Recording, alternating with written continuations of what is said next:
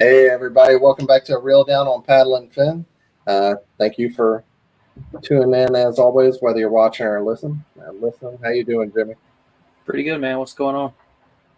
Doing good, man. I'm still digging that background. I feel so ghetto. Like tonight, I was watching KBM with Tyler there, and like everybody. It's like everybody in the podcast game. They got all this nice stuff now, and I am feeling left out in the cold. Yeah, I was looking at same thing. I've seen Lambert's setup. His setup's awesome, but I never noticed that Jeff's got like the lights that glow in the background of his. That looks pretty sick. So I might have to figure something out. Yeah, like $10 Amazon lights. I gotta get it together, man. I gotta step up my game. I'm feeling like Josh from Dark Waters. Like I'm like lower level with him. Not to hate on any of our guys, but at least you're not in front of a cardboard box like Milfy. Yeah, he like his Milford, like his box doesn't even fit his screen. So hopefully you only listen to the noob show, because if you ever watched it, like his background doesn't even fit the frame of his picture. Like it was hilarious. Show, I don't even remember what episode that was, but that was hilarious when we talked about that. It's funny that they get, like they probably get the most listens because there's less people who are into tournament fishing than there are getting into it, which is, I mean, that's obvious, but that kills me. But yeah, it's still funny. Yeah, there we go. But got some people jumping on. Hey, what's up, Brad? Yes, it is not New Year, not yet. But actually, tonight's going to be our last live show for a while. We might come back and do it eventually, but for now, what's going on, Armando? But for now, we're going to take a break from the live show. Just good time. It's in the season, It's holidays. We got all the winters covered. Yeah, there's no reason to do it right now, so we're going to take a break from the live. But we have a great show tonight, and we are doing it live. Oh Lord, here's Milford right here. Y'all obviously haven't watched me in a while. That background's been gone for a while. I have not. I listened to your show. Yeah. I can't look at you anymore, buddy. No reason to look at that face, no, man. And Matt Linsman, he did good on Chick.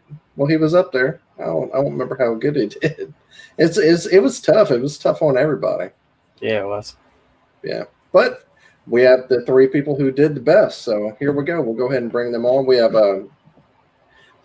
the three men who did the best. We have Tyler Cole from Iowa.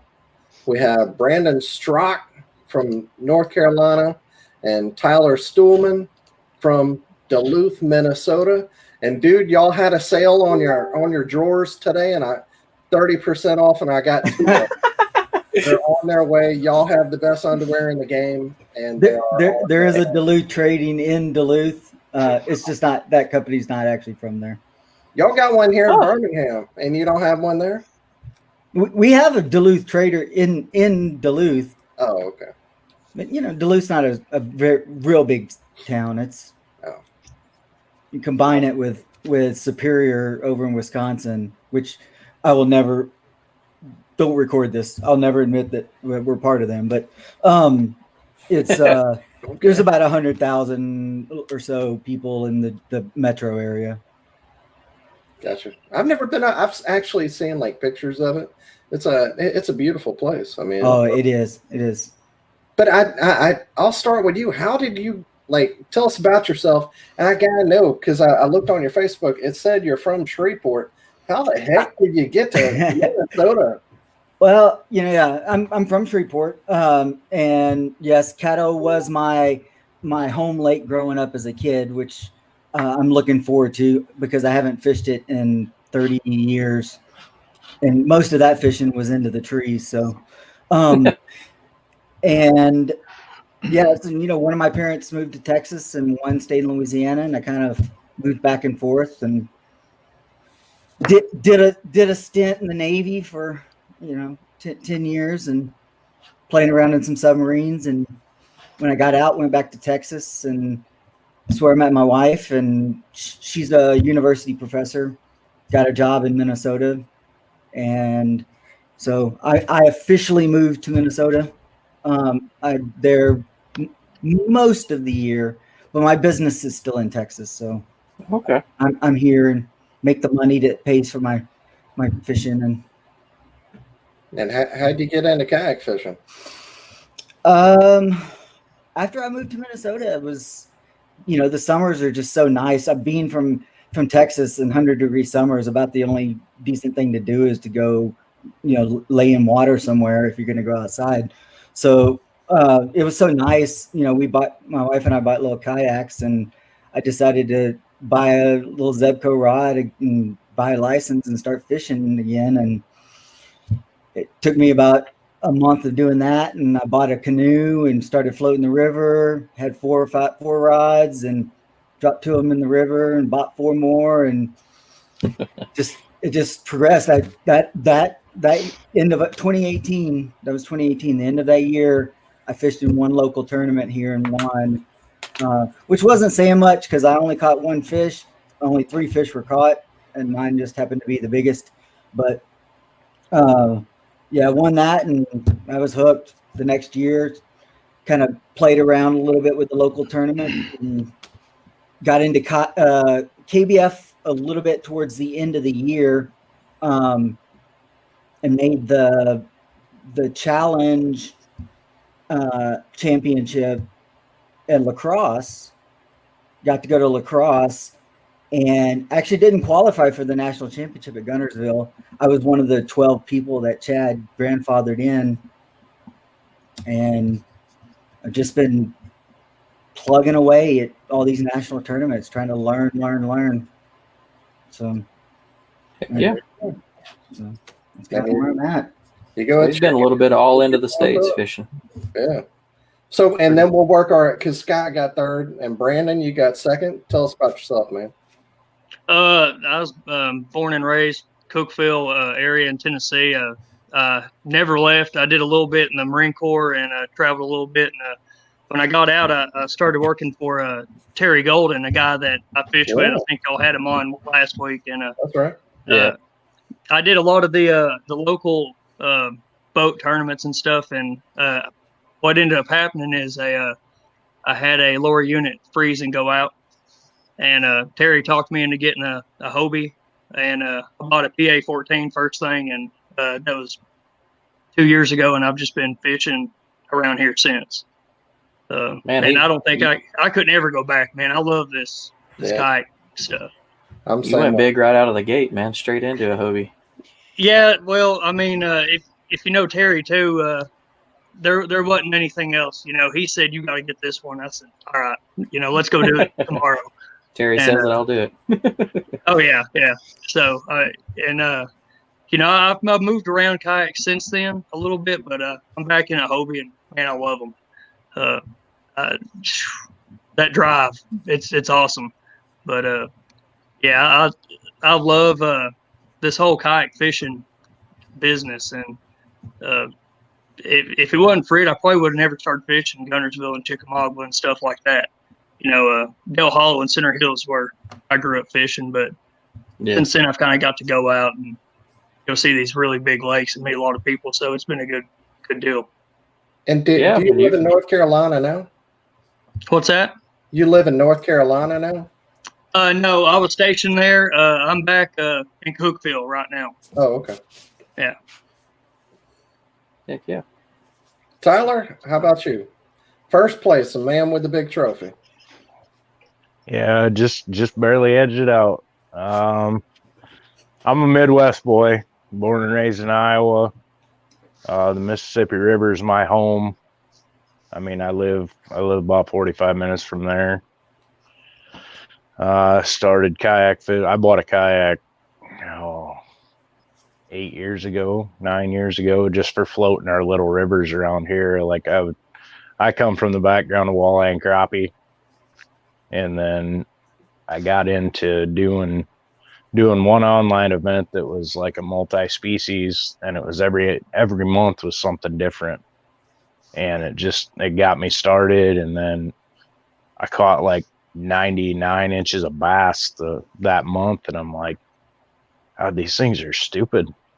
I love it. And I've been. Yeah, but they say that about us sometimes too. That there is no doubt. I mean, you would think that a fish with a brain the size of a pea could make us literally pull our hair out, but they do. And yeah, I had a killer year in 2017. Ended up at Hobie Worlds in 2018. I was a director. What location was that one? That was a mall, Sweden. That's so freaking cool. Oh, That's awesome. It was definitely a trip of a lifetime. I mean, Hobie puts it out. I mean, they really by like Thursday you're tired of eating caviar. You know, that's the kind of event they bring you to. That's so cool. What species was that one? That was pike and perch. And the perch I still say are nobody. I never saw one the whole time I was there.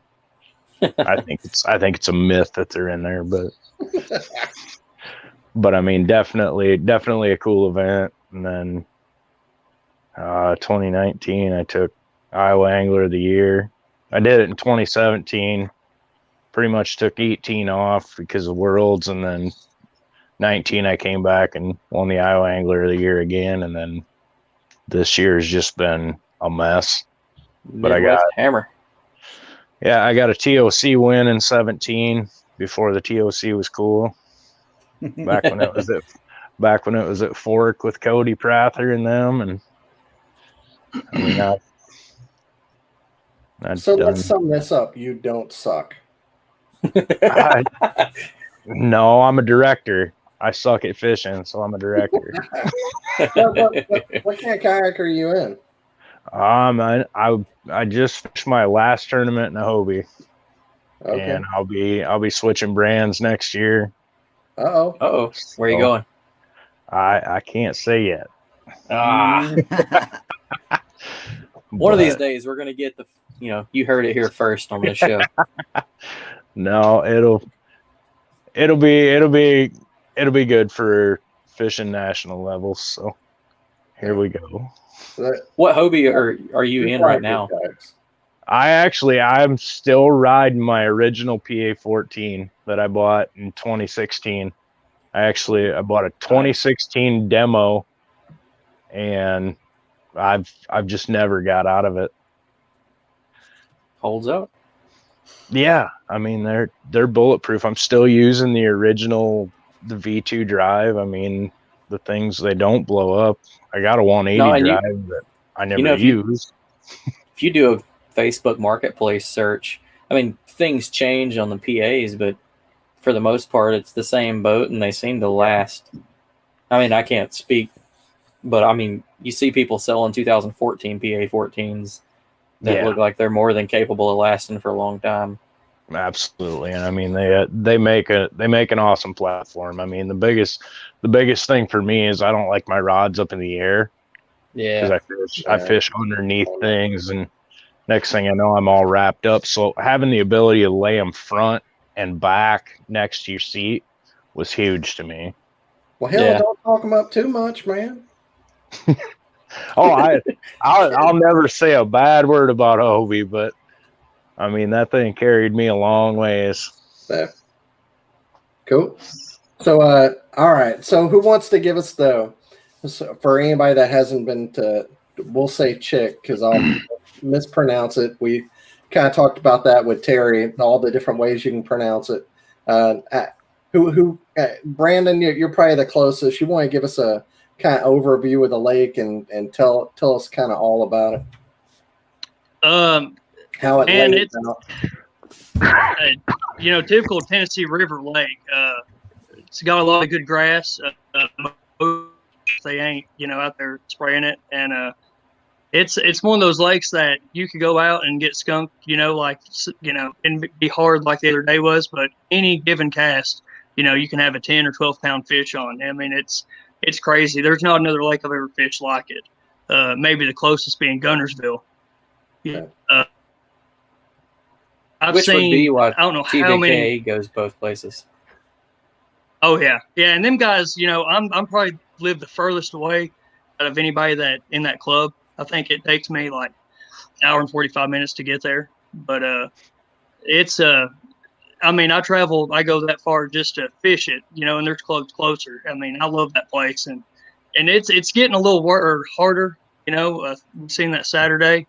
This time last year, it seemed like it was a lot better, but still, the fact that you can go any day on any part of that lake and catch a 10-pound bass or bigger is unreal. I mean, a guy I worked with 2 years ago had one. I think it was like 14.9 or something like that out of Saudi Creek. It was real close to the record. I mean, it's just unreal. It's a definitely awesome place to be. So with such a big lake, how did y'all go into practice saying, okay, this is the area? You have such a big body of water. How did you decide where you wanted to practice? Scott, we'll start with you. For me, it was an extension of Gunnersville, really. In that first day at Gunnersville, I did really good in practice. I caught fish every day. For the national championship? At the national championship, I caught a lot of fish. Like, I knew I had a spot pattern. I could go to Chick right now, or I could go to Gunnersville right now and catch 5 spots, in an hour. Like, I knew I could catch spots. My problem on day one was that I thought I had a 5th fish submitted already and didn't. And left, told my buddy, hey, I'm going to go upsize the fish, and went to go try to find some bigger fish, and didn't realize till basically the end of time, the day one, that I didn't have 5 fish. And so day 2, I said, all right, I'm going to I saw beautiful hard bottoms up here, caught a couple of smallmouth in practice, said I'm going up here where the bottom's hard and there's deep holes, and I'm going to fish for smallmouth. And I caught some monsters at Gunnersville and lost 2, and nearly still made the top 100, and said, so when I saw Chick, I was like, I kind of made a last minute decision to actually go into the tournament. But first thing I did is I started looking for that skinnier water with maybe a hard bottom. And I knew with the temperature and the pull down that smallmouth would be in play, because I gambled that guys would maybe catch a 21 plus, but that most of the rest of the limit might not fill out. Right. And that was my gamble. And we didn't even fish. Like, we had a pretty good spot pattern. It was just not as good it was a worse logistical float, and didn't even fish that. That had been a 2-day tournament. I'd have had a limit of 16, 17, 18-inch spots, because we were catching spots like crazy too. I had spots, and that didn't even count all the dinks and the 20-pound plus catfish I caught on a drop shot. What you're saying about your plan held true too, because if anybody that wasn't following along with the tournament, 15 people caught a limit. There was, I think, one person in the top 15 that had 4 fish, but for the most part, it was just a struggle. A lot of small fish. I mean, and there were 5 fish limits that were all small fish. It was just the fact that you were able to get five bites in the boat. So yeah, I called a 12 and a 13. I tried to swing about a 14.5 spot in the boat, and he spit my bait. But it was really, I tell you what it was. It was having a really good fishing partner, Joey, who got 5th in the tournament. He and I, we pre-fished. We have a little bit different techniques, and we just kind of blanketed the spot that I said the bass are going to be here, and we just blanketed until we got on the pattern, and that stuck. And that I got a new Old Town, autopilot, and that thing is just money in the river. Do you have the 12 or the big 13? The big one. Yeah, that thing is so steady. I could stand up in 2-foot waves and wind. It'll hold in the river. I stand up and crankbait in the river, and that was about it.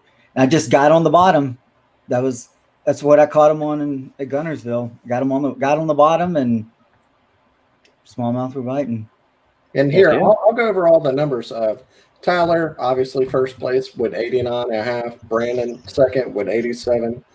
Scott third with 81.5. Jason Hensley with 81 inches, and then Scott, your buddy Joey Vano with 80 and a half. And down past that, it started to drop off, and like Jimmy said, only 15 limits. It was Yeah, it was. it was tough, you know. And that was 148 anglers, only 15 limits. We were coming to Tennessee. I told people, I was like, I'm always worried. Anytime Russ is in the tournament, you got to be worried, right?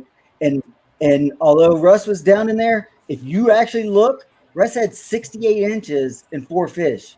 He only needed 1 more fish, and he would have dumped 3 of us in the top 5. Yeah.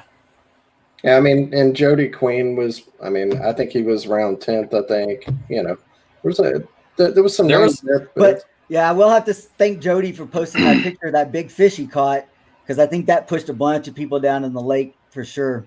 I think a bunch of people may have spread out a little bit more. They went chasing Jody versus chasing the fish. chasing one of those big ones. All right, Brandon, how about you, man? If having some experience on the lake, how did you decide where to practice? Well, I went up there and practiced beside the plant, the nuclear plant or whatever, just another community hole. I've practiced a little bit up towards the Watts Bar Dam. I grew up fishing down there, and I love, being from Center Hill and Dale Hollow, I love smallmouth. But I found out in the past that unless I'm absolutely on them, I just end up going to Chester Frost. I've been beat way too many times down there.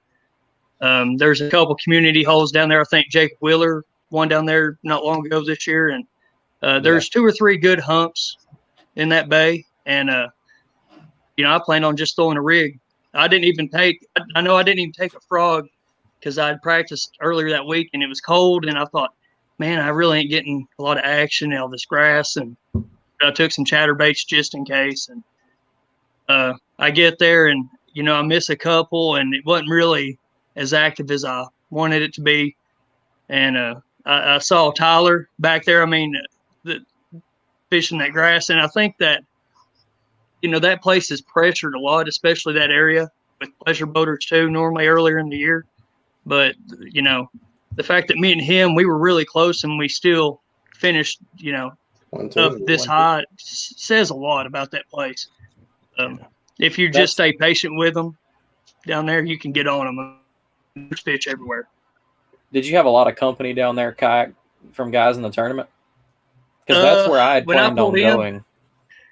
Yeah, I was worried about that. When I pulled in, I was the first one there at the jet ski ramp anyway, and yeah, I think there was 5 or 6 other people pulled in beside me, and there were some others down the other place, but I really didn't see very many people until I got around the campground where Tyler was fishing. Maybe 1 or 2 other people throughout the day. I think everybody they traveled or stayed real shallow. I was out there in the middle of the lake most of the day until I decided to pack it up and throw that jackhammer. But, I'd have been out there with you, man. That was my whole game plan before work got in the way. Is I was going to camp down there and just run all over that bay and maybe a little outside the bay. But the 2 areas you said, the power plant and Chester Frost, I was going to make it work or just go home with nothing. So I hate I didn't make it because apparently it was a good idea. There were plenty of drum around the power plant.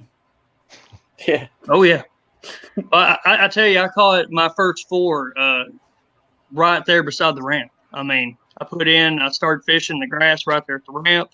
I don't know why that place gets overlooked. And, I don't care to tell anybody where I fish or what I throw, but I was sitting there fishing right on the ramp and guys just running up and down the lake. And, I know I didn't see really anybody else get on them in the boats or nothing, but just put in and start fishing right there. I mean, there's fish. That's where every tournament goes out at, That's where they dump the fish. There's fish there. You just got to stick with them. So that was my plan anyway. And what was your go-to? Did you catch most of it on the jackhammer? Yeah, I started out. I caught a couple of non-keepers on the rig early on. I went back there. There's a hump in the back of the bay. Birds started flying early that morning, diving. And I thought, I just followed them for a little while, and And then I was just getting short strikes. I wasn't really hooking up on anything, and thought, it's warming up. I'm gonna and picked up a little bit at that time, and which I really wanted it to, but I thought, well, I'm just gonna go throw this jackhammer on these grass lines, and I did that back and forth all day long. So That's what I had talked about it when we had Steve on. That was the whole thing I was going to do, was come up there and just throw the chatterbait until I blew my shoulder out. So yep, yeah, it's nice to know I might have had a chance. Yeah, and pretty much after the spawn, that's my old game plan for the year. Until winter, I'd rather fish with it really, really cold, and it just wasn't cold enough for me. I almost didn't fish this tournament. When I come out and practiced, and it just wasn't cold, and I thought, well, I'll just give it a shot. But yeah, until it gets real cold and starts icing up the line, I mean, that's pretty much all I do. And as long as it keeps working, I'm going to do it. I don't care. So. How about you, Scott? We didn't ask you how you caught them. I would, that bin at Bass Pro Shop that's got the cheap $2.50 Bass Pro baits. Heck yeah. That's what I caught. That I did my damage with that. At Gunners, again, as I learned it at Gunnersville, they were hitting that sexy shad color, but up here, because it was a little bit colder, I went with a yellow with the black back, yellow brown back color, and the smallies just in the drum. Pretty much everybody was honed in on that. And then I mixed that with the pumpkin seed color in a DT, and that color just, for some reason, that color just does money if I can find the fish. Pulling that thing through grass or on the bottom, smallmouth especially, that thing gets to be real deadly with a smallmouth. So, but yeah, that was pretty much it. I was moving up and down the current and just slow cranking and staying on the bottom, and then long line it and then slow crank it. And then once I went down to the end of my spot, I turn around and go back the other way and do it upstream. Okay. Worked out Tyler, for you. the man who came from Iowa and whooped all his Southern guys. You found the spot, came to the spot. Brandon was there, a man from here who fishes it all the time. How did you find that area, and how did you get on the bite, and what did you throw? I literally fished Saudi on Thursday and caught 4 fish all day. Spent way too much time there. And so I came back to the campground Thursday night and just kind of regrouped and was talking to a buddy that I traveled with. And I'm like, I've been sitting here all week watching these seagulls drop on these shad schools. And when you pull into Chester Frost to go down to where we camped, you can see all the grass and the mat out on the main river. And I'm like, what? Why not just go check it out? What do I really have to lose, Yeah. And so I turned the finder on side scan, set it at 60 feet, and just went to work. And I just started putting miles on, running through the inside of the cove at Chester Frost. And there's 3 million shad and no bass to eat them. And so I went up around the corner. I come back out and I'm like, I'm just going to run down and check these grass mats quick. And just because that's fishing grass up here, like fishing the river a lot. That's my focus up here. So that's my sort of strong suit.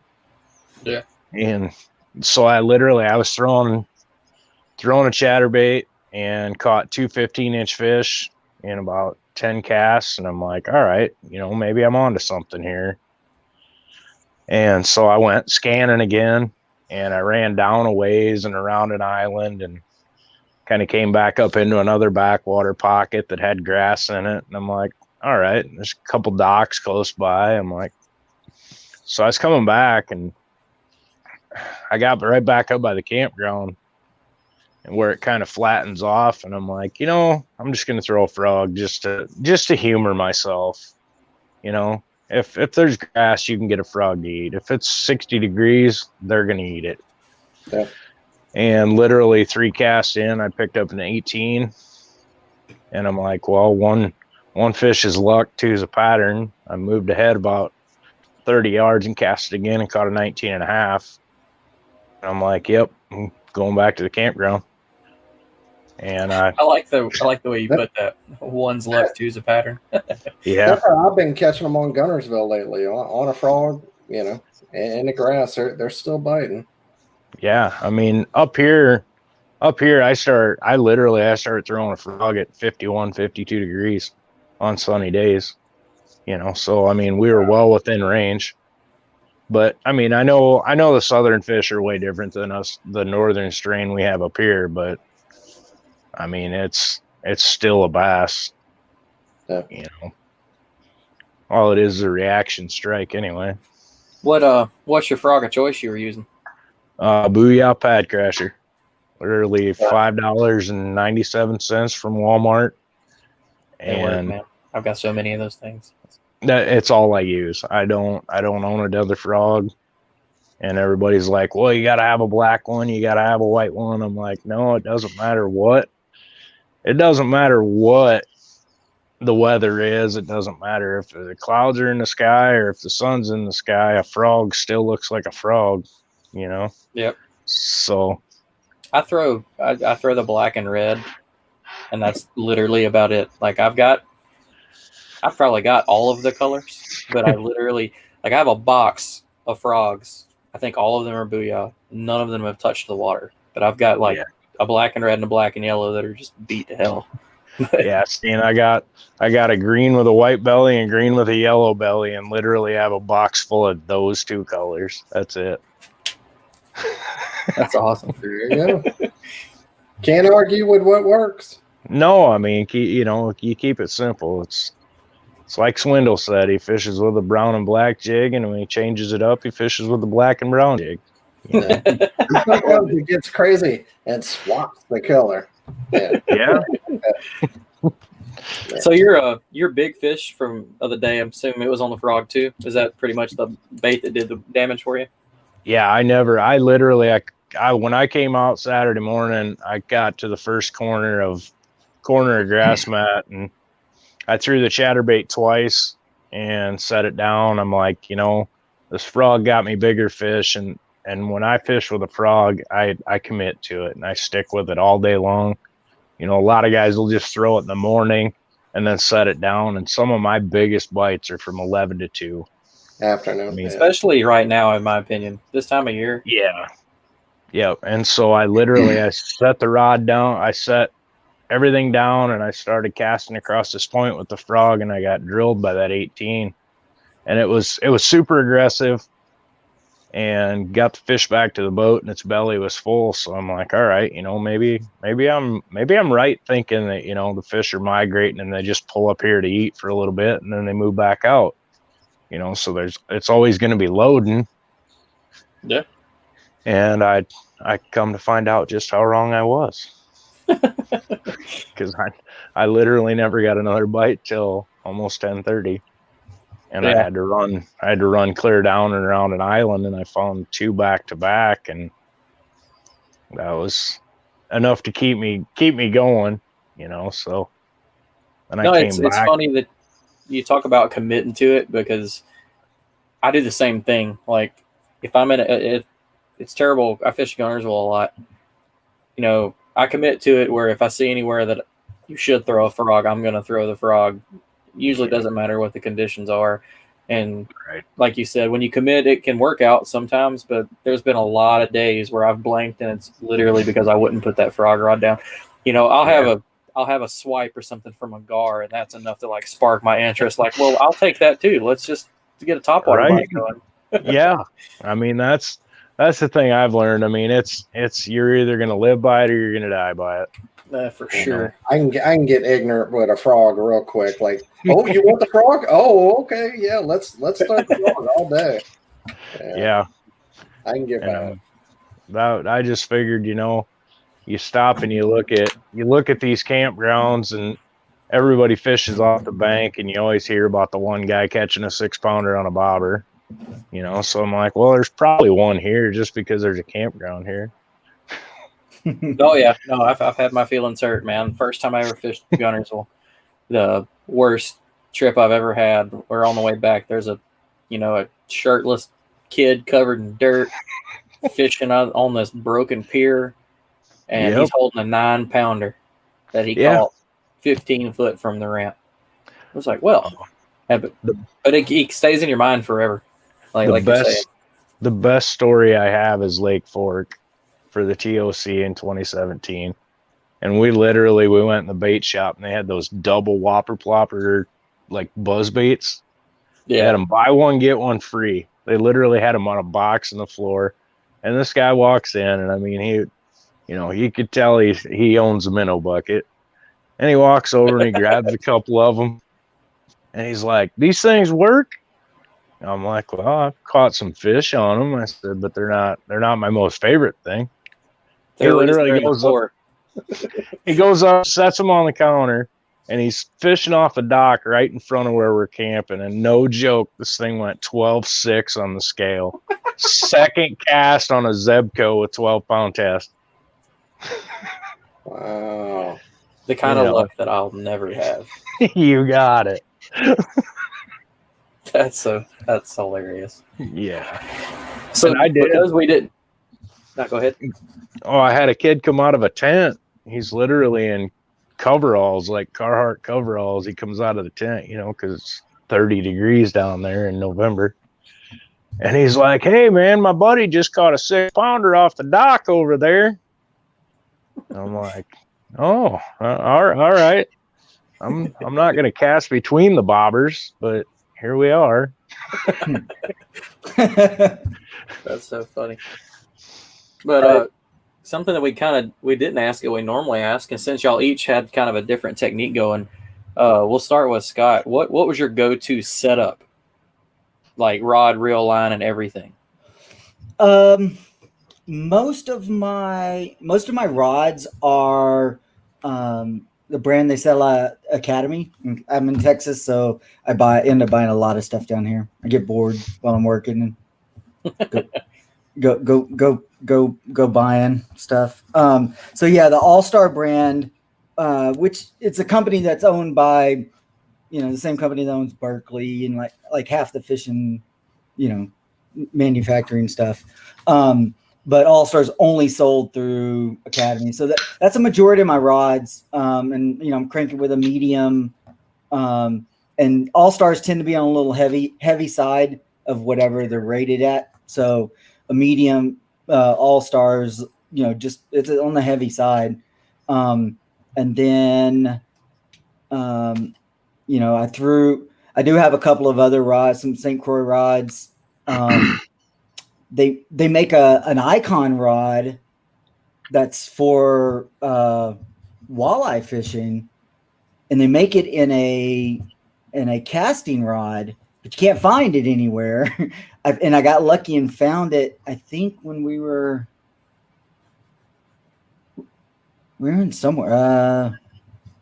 I think what was Gunnersville, or it was before that. But and it's a heavier duty rod, because I've had a couple of rods break on me this year setting hooks, and I realized that I might have a little bit of a quick trigger sometimes.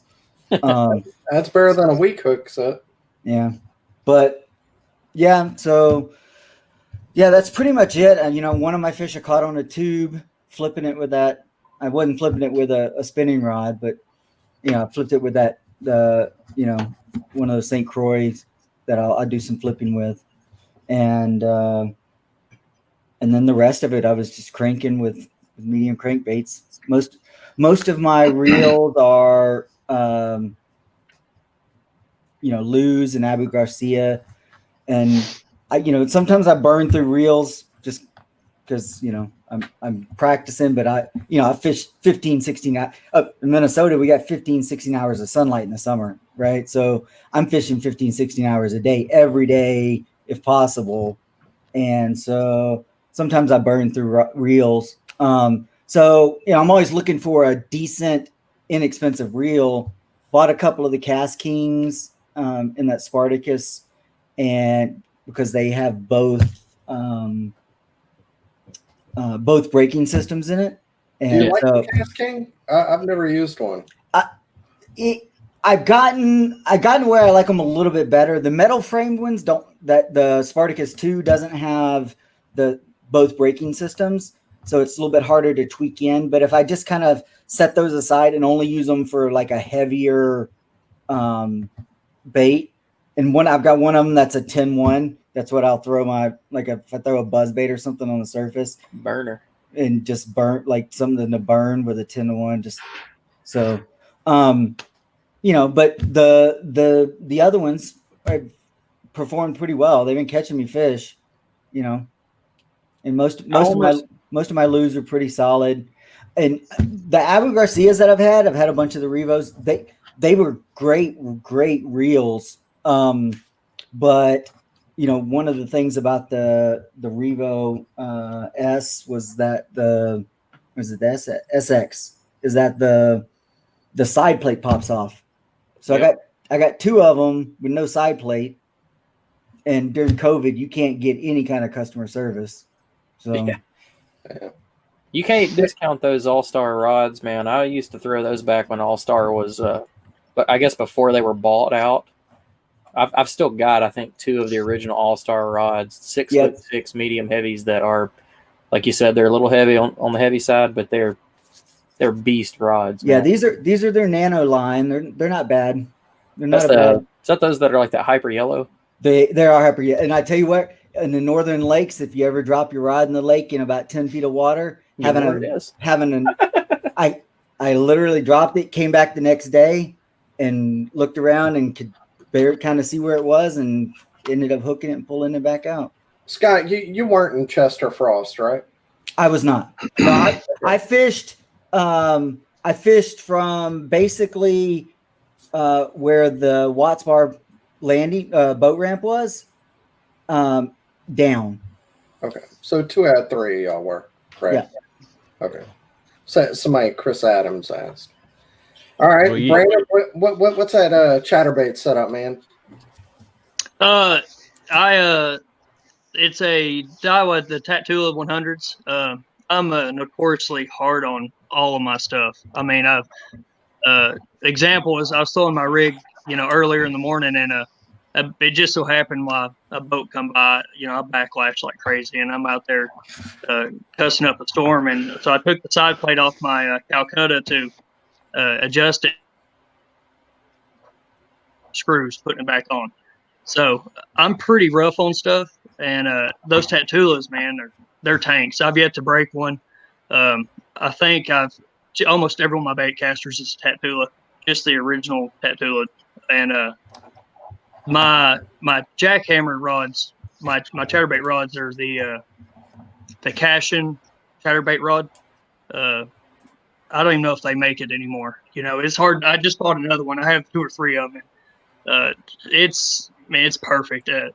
I've missed a bunch of them. I was like Scott said, I'm pretty quick to, try and set the hook on them, and that rod right there just has good delay, and it's helped me out a lot this year. But Cash and rods, for the most part, I love them. Elite Series and Is Tatulas. that chatterbait rod a glass blank, or is it? No, it's not. It's just a regular rod. But I think it's a 7-1. They say it's a fast, but it's not really a fast. It's more like a moderate fast, and it's rated pretty good. It's medium heavy, but I like it better in glass. I don't want to be throwing a glass. That's just me. I don't want to wear myself out throwing a glass rod all day long. But I know a lot of guys that like them. Yeah, I'm still I go on the fence straight about it myself.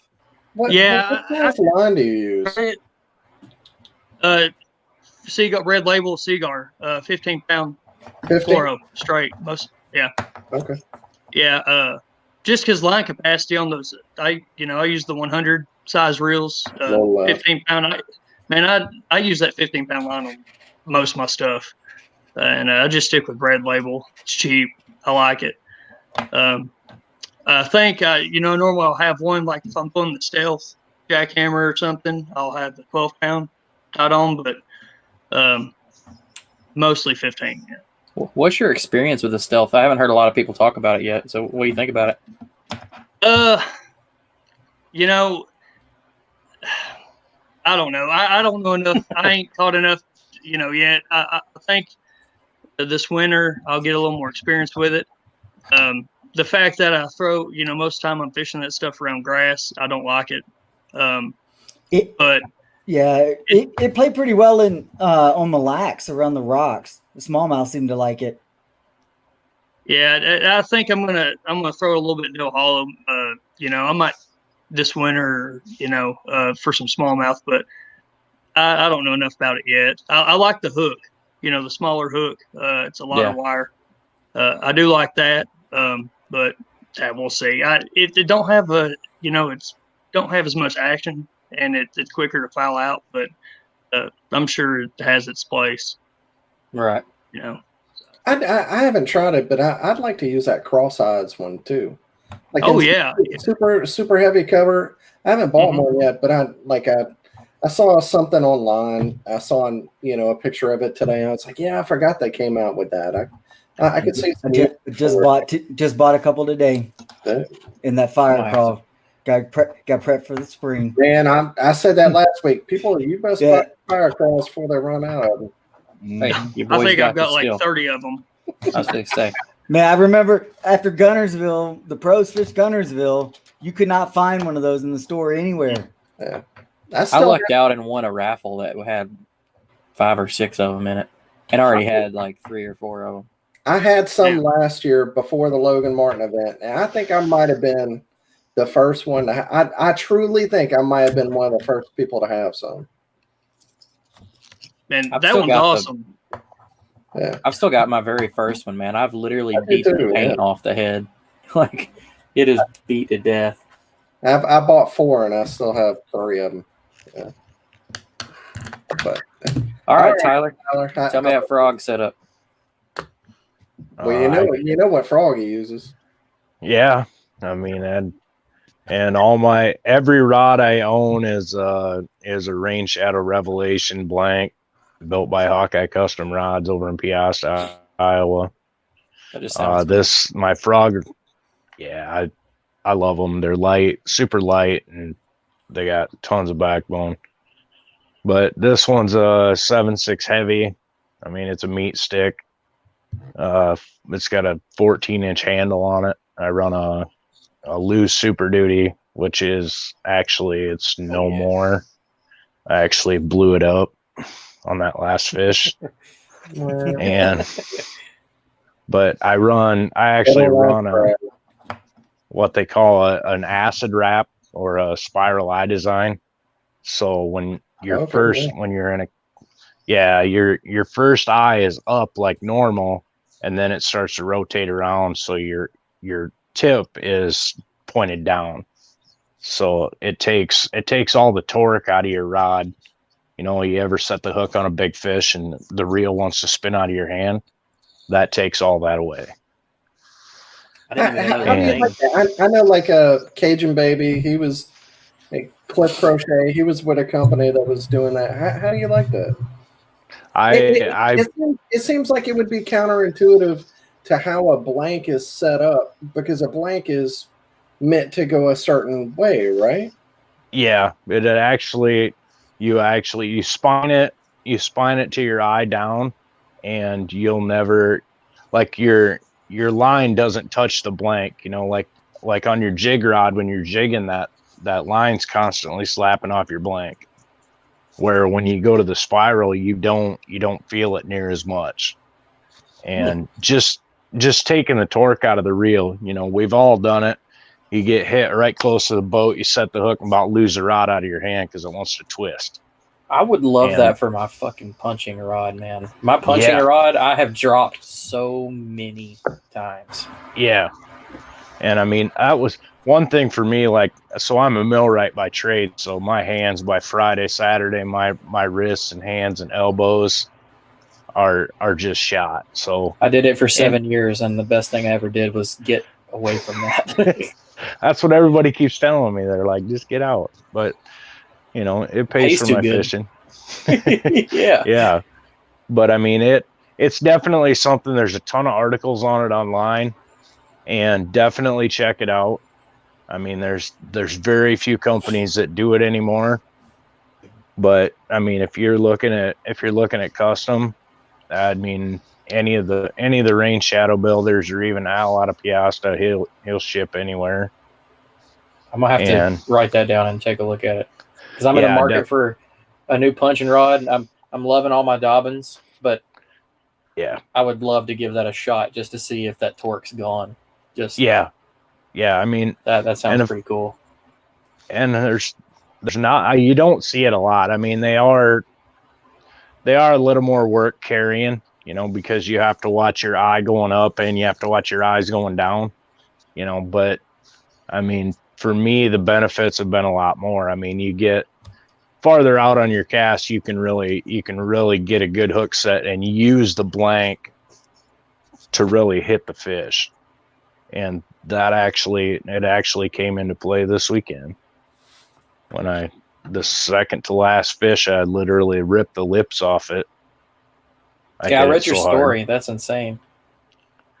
Yeah, I don't know if this fish had been caught a bunch and its lips were all tore up or what, but I literally just brought the bristles back and the end of the lip. But you know, yeah, That's and insane. then I 65-pound Suffix 832.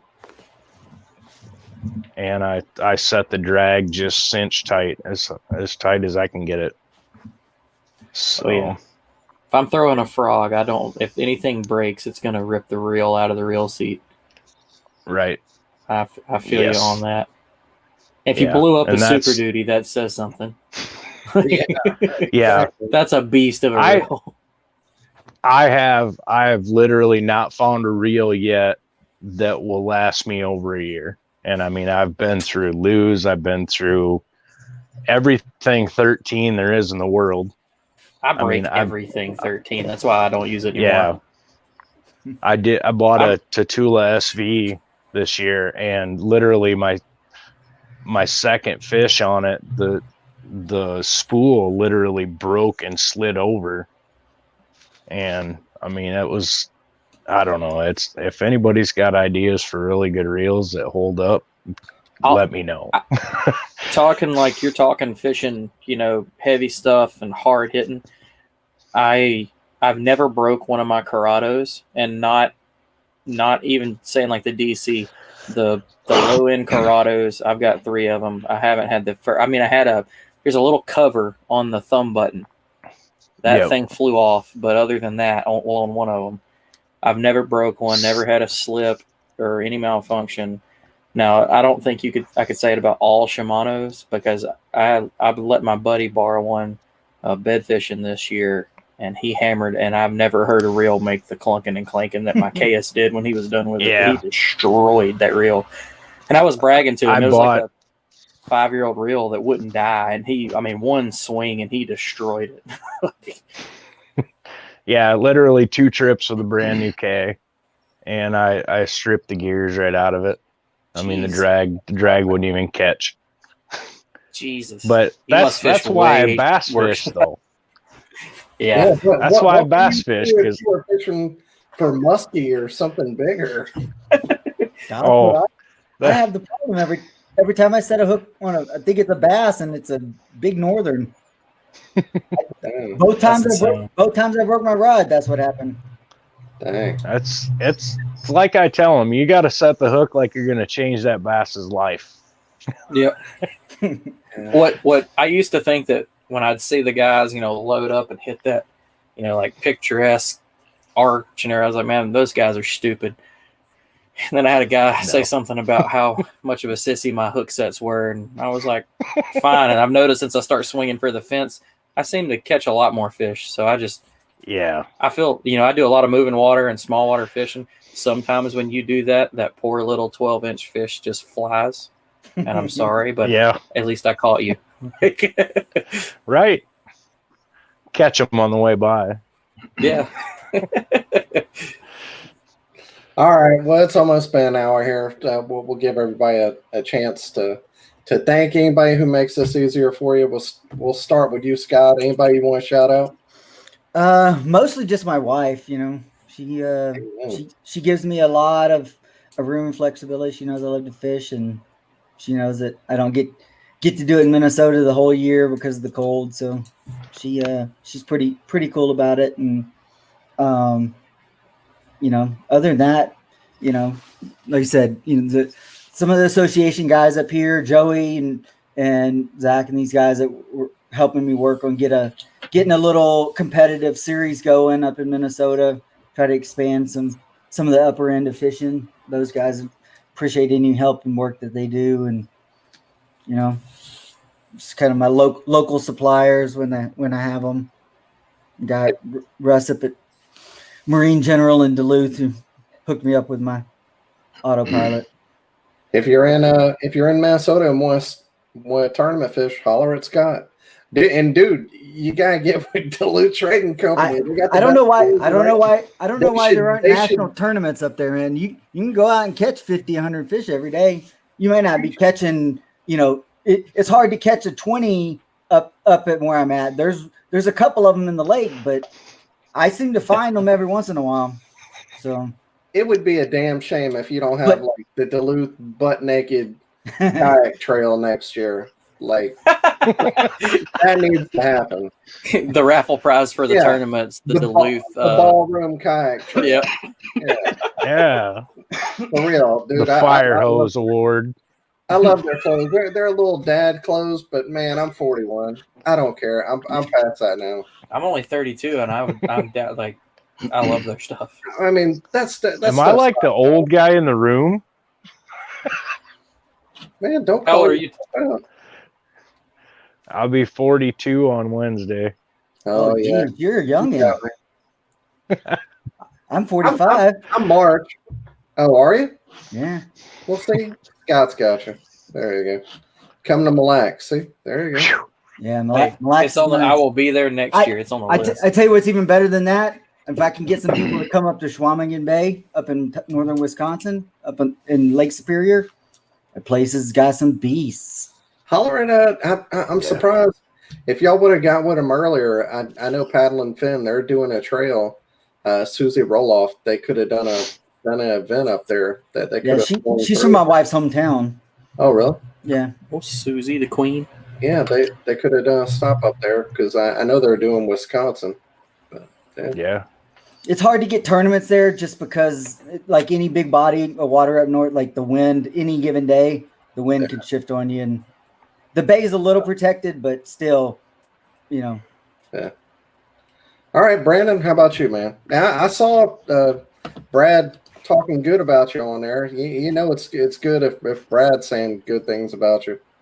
Yeah, he's lying. He takes my money all the time. You can't listen to him or Terry. I've funded their fishing this year, I'm pretty sure. So I was fixing to say nothing away from Brandon. Brandon's a killer guy. He already qualified for the Classic at our event in Alabama. But if you just look around on Tourney X throughout the year, the Goldens run. Yeah, they're having a good year.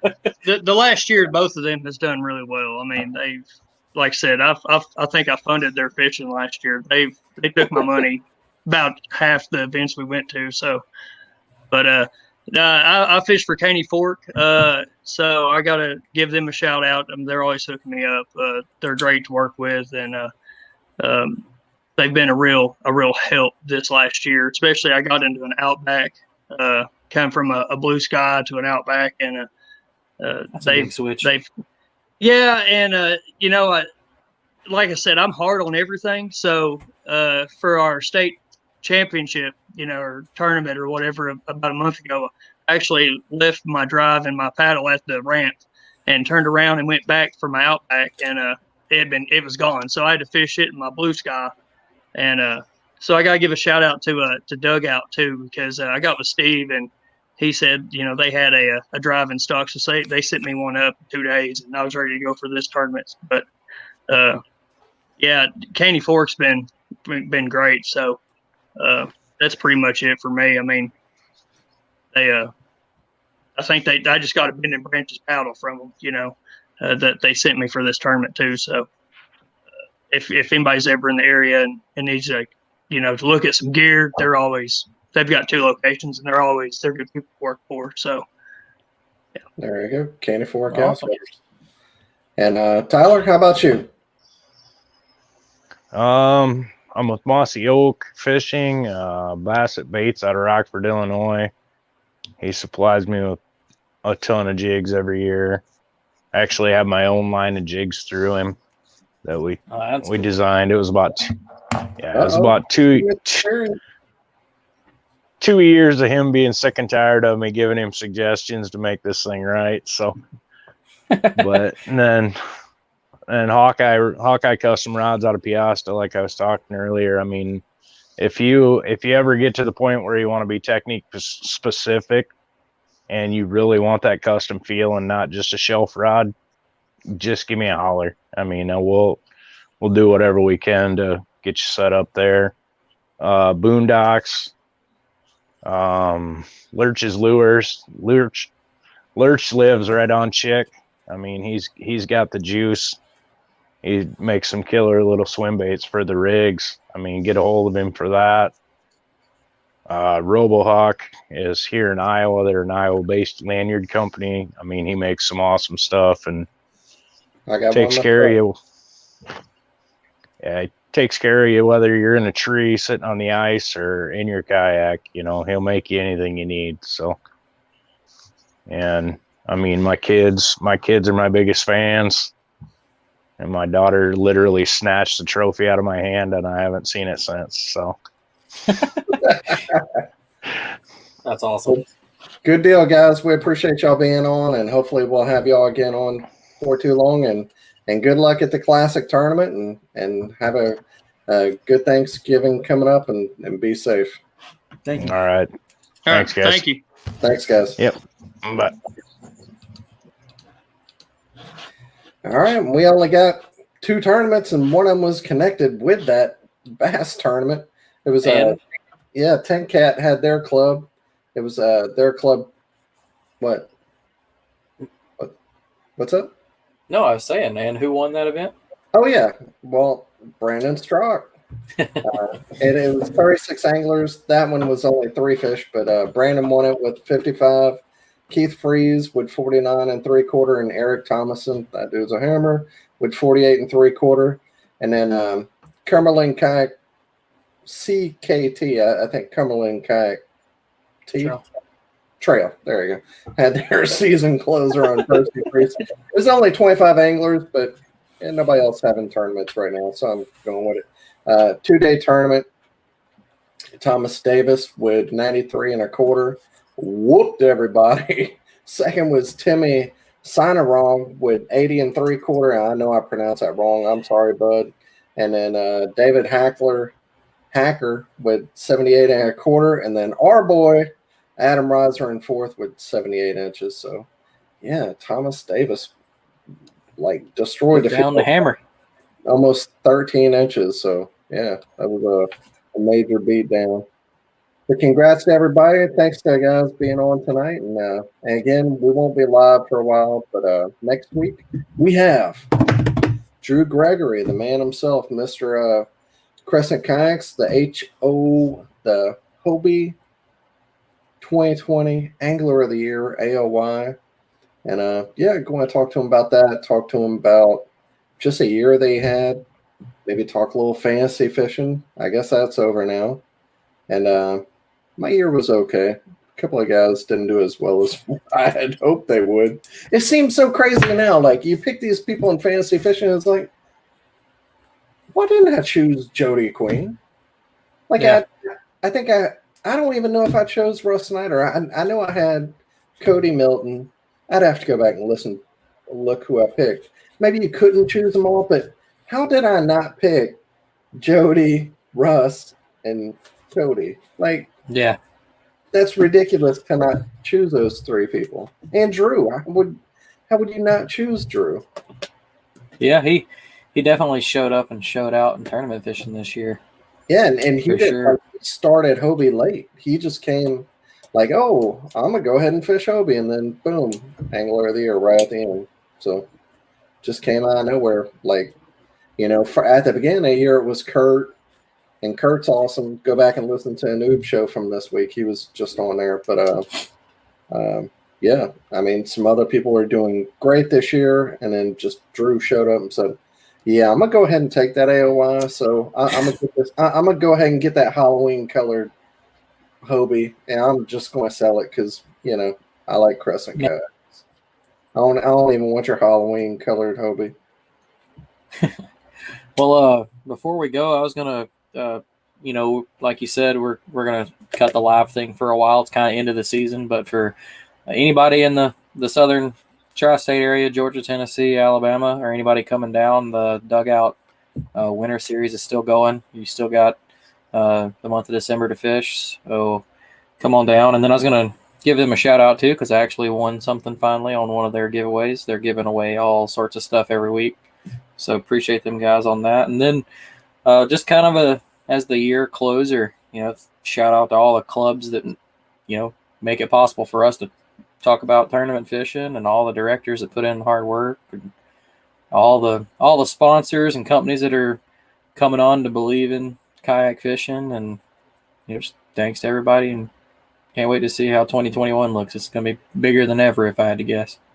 Yeah, and we're about to make that transition from, we'll talk to Drew next week, and we'll we're kind of going to, after that show, we'll branch out. We'll be talking about all kind of clubs, state of the industry, state of rules changes, all the cool things we get to talk about in the winter that we don't, whenever we're talking about tournaments during the middle of the year, that we don't get to talk about. So that's always fun, be a change of pace for us. So yeah, a lot of cool shows coming up. Looking forward to that. But yeah, check us out. If you watch us live every week, you have to listen to us on all the different podcasts. But I don't know, podcasts. It's 2020. Get with it, thing, man. I mean, everybody's got holiday breaks coming up. Yeah, but most people listen on the podcast anyway. So that's right. There you go. All right, but yeah, if you're out there kayaking, be safe. Bring a splash bag.